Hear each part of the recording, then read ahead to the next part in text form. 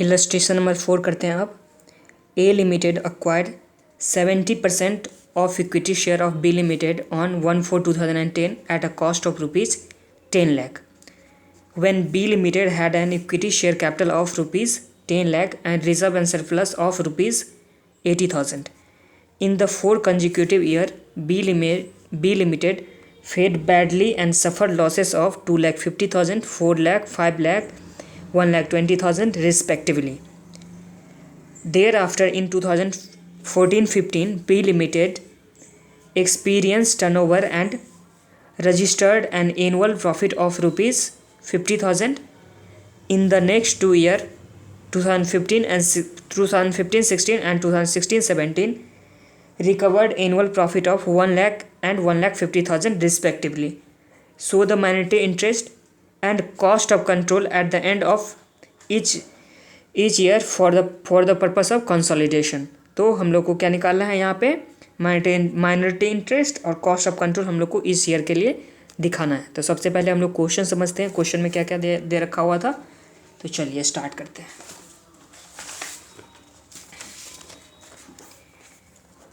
Illustration number 4 है।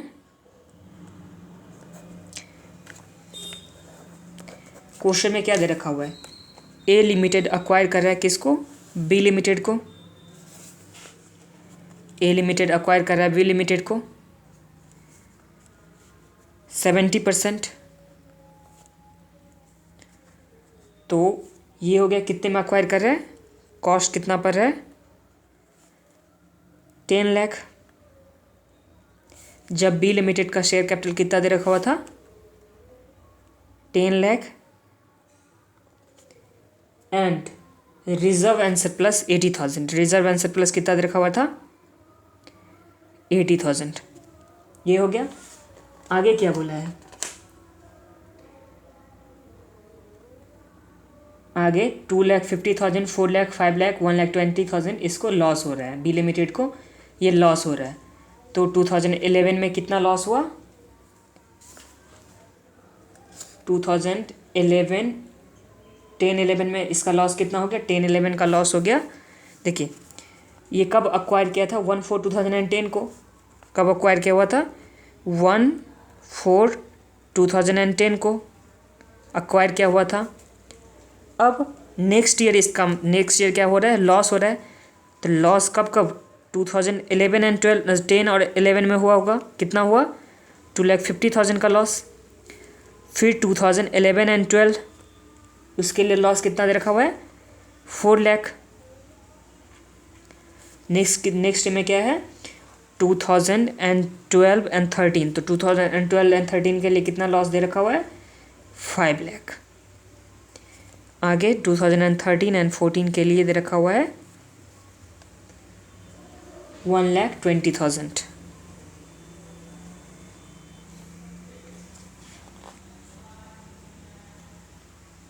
And there after 2014-15 में profit हुआ है। उसके बाद ये तो लॉस था, अब प्रॉफिट हो रहा है। प्रॉफिट कब से हो रहा है 2014-15 से 50,000 का प्रॉफिट हुआ। फिर 2015-16 और 2016-17 यहाँ पे दोनों में प्रॉफिट हो रहा है 1 लाख करके और 1,50,000। यहाँ पे कितना हुआ था प्रॉफिट 1 लाख, यहाँ पे 1,50,000 का प्रॉफिट हुआ था। तो ये हम लोग का सम्स था। अब इसमें हम लोग को दिखाना है माइनॉरिटी इंटरेस्ट दिखाना है एंड कॉस्ट ऑफ कंट्रोल दिखाना। Minority interest and cost of control ये हम लोग को दिखाना है। समझ में आ गया ना। ए लिमिटेड हो गया पेरेंट्स कंपनी जो 70% शेयर किसका होल्ड कर रहा है बी लिमिटेड का। कितने में कॉस्ट में खरीदा है, कॉस्ट ऑफ इन्वेस्टमेंट कितना है 10 लाख का। कब खरीदा था 1/4/2010 को। उसके बाद जिस टाइम में खरीदा था उस टाइम में शेयर कैपिटल 1 लाख और रिजर्व एंड सरप्लस कितना दे रखा हुआ था 80,000 का। फिर लॉस उसके बाद सफ़र करने लगा, 4 साल तक लॉस हुआ। फिर 3 साल फिर क्या हुआ प्रॉफिट हुआ। तो इसको हम लोग को ईयर बाय ईयर हम लोग को दिखाना है। तो चलिए स्टार्ट करते हैं। ये हो गया। तो सबसे पहले हम लोग क्या निकालेंगे यहाँ पे गुडविल, या सबसे पहले हम लोग गुडविल निकालेंगे और उसका माइनॉरिटी इंटरेस्ट जो कुछ भी होने वाला है वो निकाल लेते हैं। कब का, जब कॉस्ट ऑफ एक्विजिशन के टाइम का हम लोग निकाल लेते हैं। तो चलिए वर्किंग नोट बनाते हैं।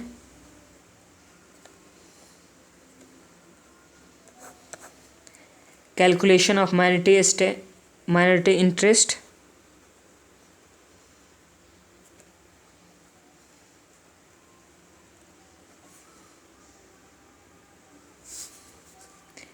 And cost of control.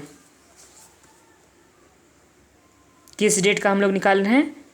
On 1 अप्रैल 2010, एकदम स्टार्ट का, मतलब जिस दिन एक्विजिशन हुआ था उस दिन का हम लोग निकाल रहे हैं।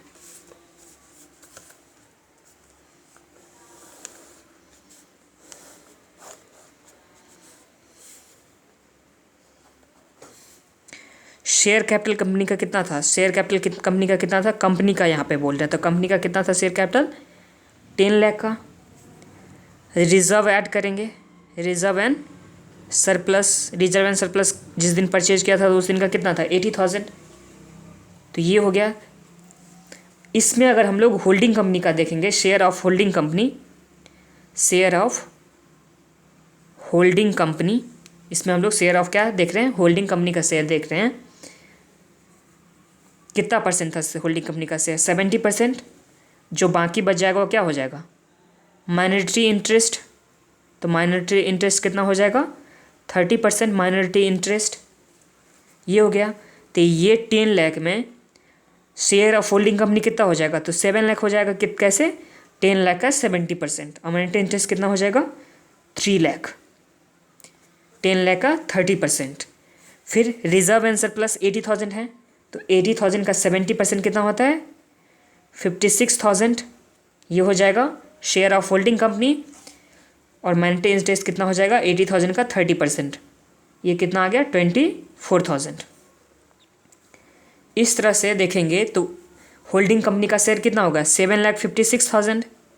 होल्डिंग कंपनी का शेयर 7,56,000 एंड माइनॉरिटी इंटरेस्ट कितना हो गया? 3,24,000। ये हो गया माइनॉरिटी इंटरेस्ट। अब लेस हम लोग क्या करते हैं? कॉस्ट ऑफ इन्वेस्टमेंट हम लोग कितना दिए हैं? कितना पे किए हैं? 10 लाख। कंपनी को, होल्डिंग कंपनी को शेयर कितने का मिला था? 7,56,000। लेकिन पे कितना क्या है? 10 लाख। तो बचा हुआ जो हो जाएगा वो क्या हो जाएगा? गुडविल हो जाएगा। हम लोग क्यों एक्स्ट्रा पे किए हैं? तो गुडविल की वजह से हम लोग एक्स्ट्रा पे किए। कितना एक्स्ट्रा पे किए हैं? तो 10 लाख माइनस 7,56,000। तो ये कितना आ गया? 2,44,000। तो ये 2,44,000 क्या हो गया? गुडविल हो गया।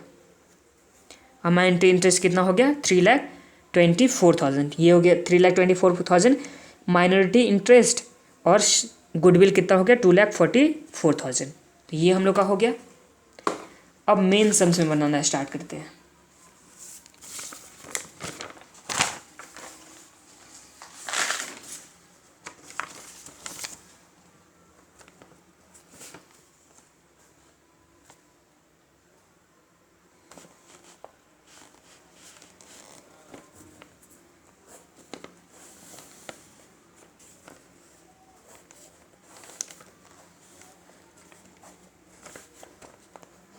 ये हो गया ईयर, दूसरा प्रॉफिट या लॉस, थर्ड कॉलम में क्या हो गया? माइनॉरिटी इंटरेस्ट,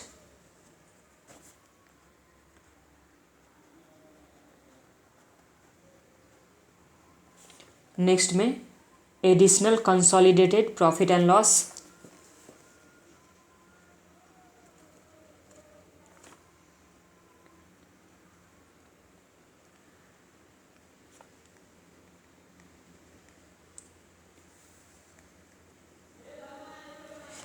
आगे माइनॉरिटी शेयर ऑफ लॉस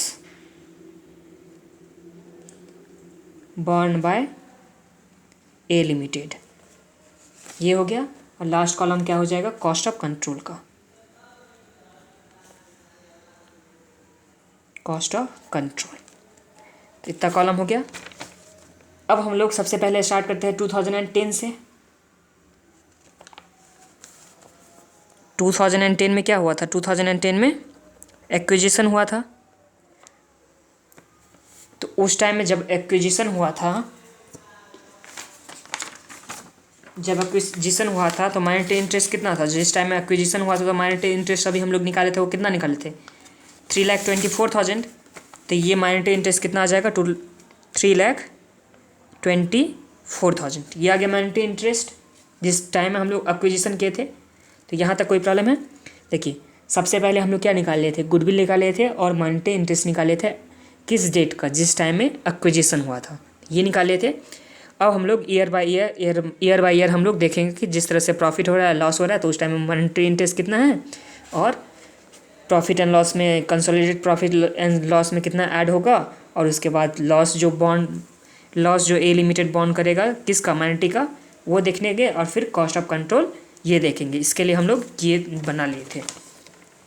तो 2010 में क्या था, सबसे पहले मॉनेटरी इंटरेस्ट हम लोग निकाले थे 3,24,000, एकदम बिगनिंग में जो निकाले थे, तो ये आ गया। अब 2010-11 में इस टाइम में क्या हुआ था, प्रॉफिट हुआ था कि लॉस हुआ था। तो यहाँ पे हम लोग जो बनाए थे फर्स्ट टाइम में, तो इस टाइम में ये क्या था, लॉस का था 2,50,000। तो हम लोग कितना लिखते हैं यहाँ पे, 2,50,000 का क्या हुआ था, लॉस हुआ था। 2,50,000 का क्या हुआ था, लॉस हुआ था। इसमें माइनॉरिटी इंटरेस्ट कितना होगा, इसमें माइनॉरिटी इंटरेस्ट कितना हो जाएगा, तो 2,50,000 का कितना परसेंट होगा, 30%। क्यों 30% होगा, क्योंकि 70% दे रखा था होल्डिंग कंपनी का शेयर, तो बाकी बचा हुआ 30% क्या हो जाएगा, माइनॉरिटी इंटरेस्ट। तो 2,50,000 का 30% कितना हो गया, 75,000। ये क्या हुआ है, लॉस हुआ है, तो ये लॉस हो गया। फिर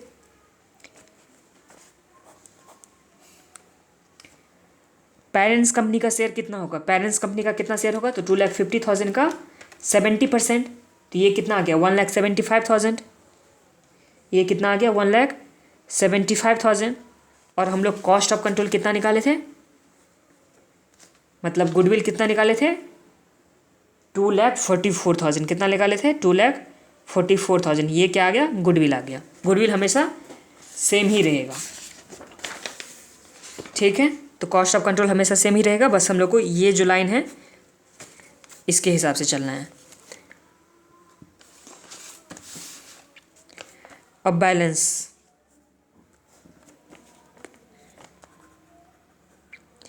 बैलेंस कितना आ गया माइनॉरिटी इंटरेस्ट में, 3,24,000 का था, 3,24,000 का था उसके पास शेयर, जिसमें से 75,000 का क्या हुआ, लॉस हुआ।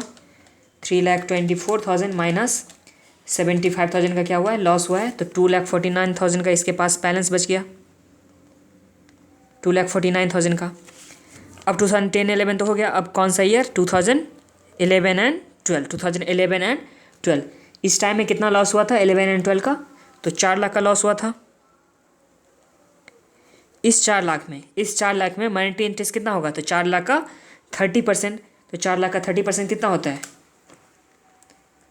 1,20,000। और पेरेंट्स का शेयर कितना होगा, तो 4 लाख का 70%। तो 4 लाख का 70% कितना हो गया, 2,80,000। बैलेंस देखेंगे तो बैलेंस कितना आ गया, 1,29,000। माइनॉरिटी इंटरेस्ट का बैलेंस कितना आ गया, 1,29,000। अब आगे 2000 कौन सा 12-13 में, 2012-13 में कितने का लॉस हुआ था, 5 लाख का। इसमें माइनॉरिटी इंटरेस्ट कितना होगा, तो 5 लाख का 30%। तो ये कितना आ गया, 1,50,000। 1 लाख कितना आ गया, 50,000 आ गया। और उसके बाद पेरेंट्स कंपनी का शेयर कितना आ जाएगा, तो 5 लाख का 70%। तो ये कितना आ जाएगा, 3,50,000। ये कितना आ गया, 3,50,000। अब बैलेंस अगर हम लोग देखते हैं तो यहाँ पे बैलेंस क्या चीज़ आ जा रहा है, निगेटिव में 21,000 आ रहा है। क्या आ रहा है, 21,000 निगेटिव में आ रहा है। तो ये निगेटिव जो होगा 21,000, ये कौन सा कंपनी बॉन्ड कर लेगा, तो ये होल्डिंग कंपनी बॉन्ड कर लेगा। तो ये 21,000 होल्डिंग कंपनी ले लिया।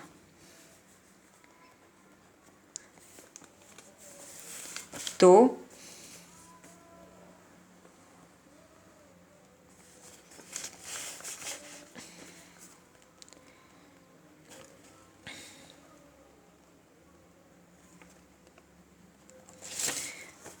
$21,000 आ जाएगा और इसका बैलेंस भी कितना आ गया 21,000। तो इस तरह से अगर हम लोग बैलेंस देखेंगे किसका, इस तरह से अगर हम लोग बैलेंस देखेंगे पेरेंट्स कंपनी का, तो 3,50,000 तो पहले से था ही था खुद का 3,50,000 प्लस 21,000 किससे आया, 21,000 किससे आया माइनॉरिटी से, तो 3,71,000 का लॉस हो जाएगा। कितना का लॉस हो गया 3,71,000 2012 एंड 13 में, 2012 एंड 13 में इतने का लॉस हो जा रहा है। नेक्स्ट ईयर कौन सा है 2013 एंड 14, 2013 एंड 14 इस टाइम में कितना लॉस हो रहा है 1,20,000। इस टाइम में कितना लॉस हो रहा है 1,20,000। इसमें माइनॉरिटी का इंटरेस्ट कितना हो जाएगा, तो 1,20,000 का 30%, तो ये कितना आ गया 36,000। अब तो इसके पास कुछ बैलेंस तो था नहीं, तो बैलेंस अगर कुछ था नहीं, इसके पास कुछ बैलेंस था नहीं, तो ये किसको दे देगा, तो ये पेरेंट्स कंपनी को दे देगा 36,000। और पेरेंट्स कंपनी का खुद का शेयर कितना था 1,20,000 का 70%, तो खुद का कितना हो गया 84,000। तो इस तरह से दोनों मिला के कितना आ गया बैलेंस में 1,20,000। और इसका क्या हो जाएगा नील हो जाएगा, क्योंकि ये पेरेंट्स कंपनी का दे दिया। तो यहाँ तक समझ में आ गया। देखिए हम लोग क्या किए थे, जब तक बैलेंस था, जब तक क्या था बैलेंस बचा हुआ था, तो तब तक तो बैलेंस था ही। उसके बाद 2012 एंड 13 में 5 लाख का हुआ लॉस, तो उस टाइम में निगेटिव में आ चुका है, माइनॉरिटी इंटरेस्ट में क्या आ चुका है निगेटिव में आ चुका है। तो ये 21,000 किसको दे दिया पेरेंट्स कंपनी को दे दिया। तो पेरेंट्स कंपनी का कितना आ गया 3,71,000। तो पेरेंट्स कंपनी कितना लिया 21,000 का, तो इसका बैलेंस भी कितना हो गया 21,000। ये हो गया। आगे देखिए 2013 एंड 14 में, 2013 एंड 14 में 1,20,000 का लॉस हुआ है, 1,20,000 का लॉस हुआ है। तो इसमें माइनॉरिटी इंटरेस्ट कितना हुआ, तो 1,20,000 का 30% 36,000 ये हुआ माइनॉरिटी इंटरेस्ट। होल्डिंग कंपनी का शेयर कितना हुआ, तो होल्डिंग कंपनी का शेयर 1,20,000 का 70%, तो ये कितना आ गया 84,000 ये खुद का। अब इसके पास तो कुछ है नहीं बैलेंस, माइनॉरिटी इंटरेस्ट के पास तो कुछ बैलेंस है नहीं, तो ये अपना ट्रांसफ़र कर देगा, किसको ट्रांसफ़र कर देगा होल्डिंग कंपनी को। तो होल्डिंग कंपनी का कितना हो गया 84,000 खुद का और 36,000 यहाँ से ट्रांसफ़र हुआ, माइनॉरिटी इंटरेस्ट से ट्रांसफ़र हुआ, तो 36,000। तो इस तरह से कितना बैलेंस आ गया 1,20,000। अब यहाँ ट्रांसफ़र किया 36,000 इस टाइम में 2013 एंड 12 में। अब पहले से कितना था बैलेंस उसका 21,000, 21 प्लस 36,000 ये कितना आ गया 57,000। कितना आ गया इसका बैलेंस 57,000। यहाँ तक तो कोई प्रॉब्लम नहीं है। आगे देखिए अब कौन सा ईयर है 2014 एंड 15। अब कौन सा ईयर है 2014 एंड 15। इसमें क्या हो रहा है 2014 एंड 15 में क्या हो रहा है 50,000 का गेन हो रहा है, प्रॉफिट हो रहा है। 50,000 का क्या हो रहा है प्रॉफिट हो रहा है। तो इसमें माइनॉरिटी इंटरेस्ट कितना होना चाहिए, तो 50,000 का 30%, तो माइनॉरिटी इंटरेस्ट इसमें कितना आ गया 15,000 और उसका कितना हो गया पेरेंट्स कंपनी का कितना हो गया 35,000। लेकिन अब ध्यान दीजिए यहाँ प्रॉफिट हो रहा है माइनॉरिटी को कितना हो रहा है 15,000 प्रॉफिट हो रहा है, लेकिन पहले से पेरेंट्स कंपनी को अपना लॉस कितना दे चुका है 57,000 तो पहले से लॉस दे चुका है ना।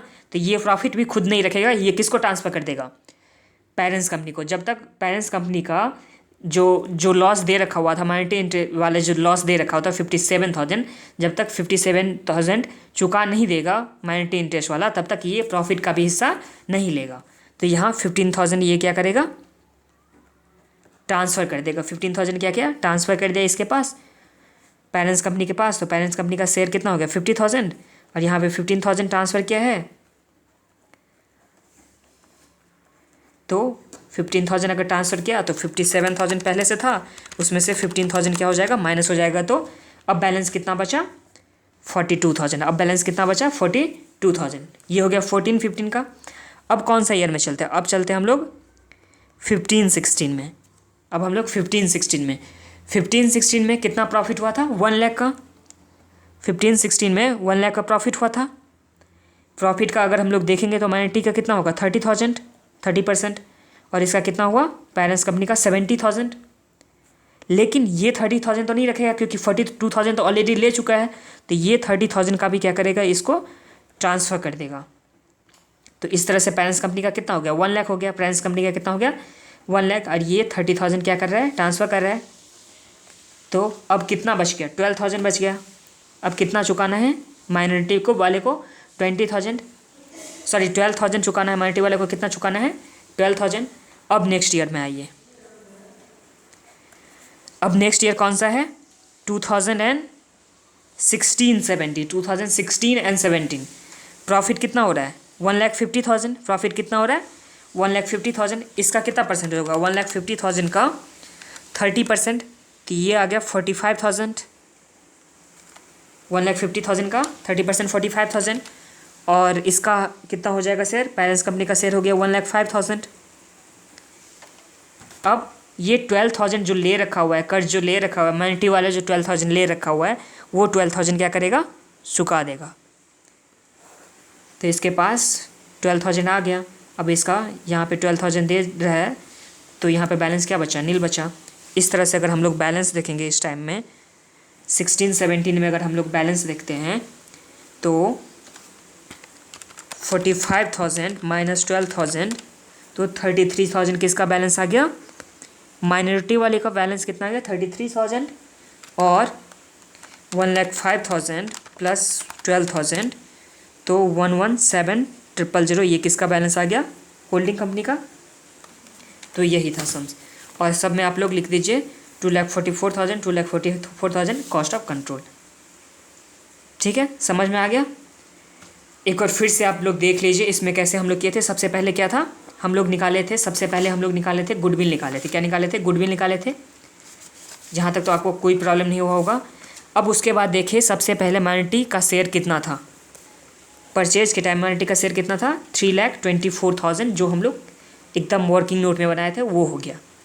अब जिस तरह से प्रॉफिट क्या चीज़ आता गया, प्रॉफिट या लॉस होता गया, उस तरह से ये ट्रांसफ़र करते गया। ट्रांसफ़र करते करते इसके पास, माइनॉरिटी वाले के पास 21,000 का क्या हो गया था, निगेटिव बैलेंस, 21,000 का निगेटिव बैलेंस। तो ये खुद के पास नहीं रखा, ये पेरेंट्स कंपनी को ट्रांसफ़र कर दिया, तो 21,000 इसके पास आ गया।